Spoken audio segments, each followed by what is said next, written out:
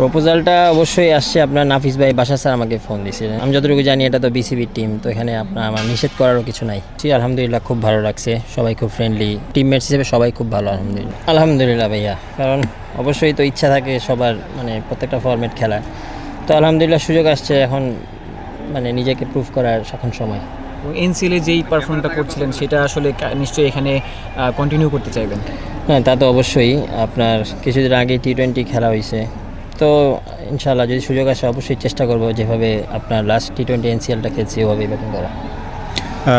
সবসময় যখনই কিছু কিছু নাম আসে তখনই একটা ফরম্যাট সবার মাথার মধ্যে আসে। মমিনুল হক বা আপনার নাম যখন আসে টেস্ট ফরম্যাটটা সবাই বিবেচনা করে। সাইফ হাসানের ক্ষেত্রে একটা আমরা দেখেছিলাম যে তার অভিষেক হয়েছিল হচ্ছে টেস্ট ক্রিকেট দিয়ে, এখন তিনি টি-20তে একটা বড় নাম।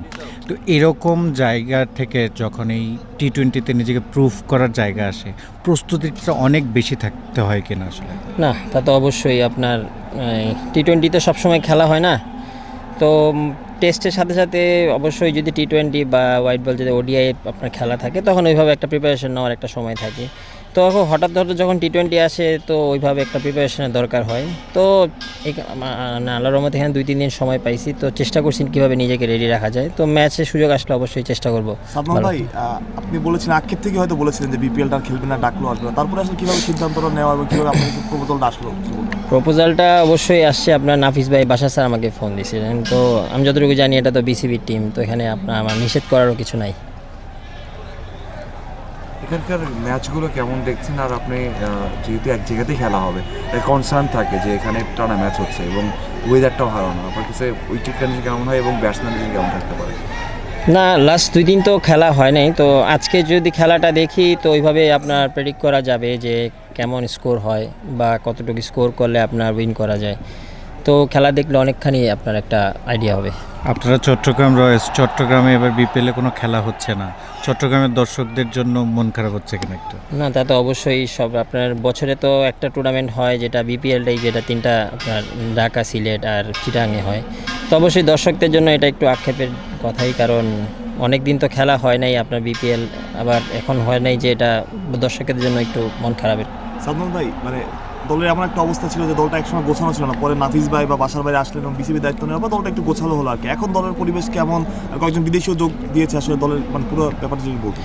না, আলহামদুলিল্লাহ দলটা, মানে আমিও তো আপনার 2 দিন হয়েছে জয়েন করছি, আলহামদুলিল্লাহ খুব ভালো লাগছে, সবাই খুব ফ্রেন্ডলি, বা মানে টিমমেটস হিসেবে সবাই খুব ভালো আলহামদুলিল্লাহ। আপনার এনসিএল টি-20তে একটা সেঞ্চুরি ছিল, আসলে মানে সুযোগ পেলে আসলে সিলেটই তো খেলা, মানে ওই পুনরাবৃত্তি করতে চান কিনা এবং ওই কনফিডেন্সটা কাজে লাগবে কিনা?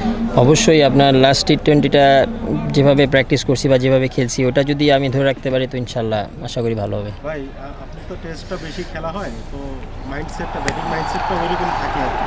এখন যেহেতু টি-20তে আসলেন, কীভাবে নিজেকে চেঞ্জ করবেন বা আবার টেস্ট মাইন্ডসেটে কীভাবে মানায় নেবেন, এইটা একটা ব্যাপারটা কীভাবে?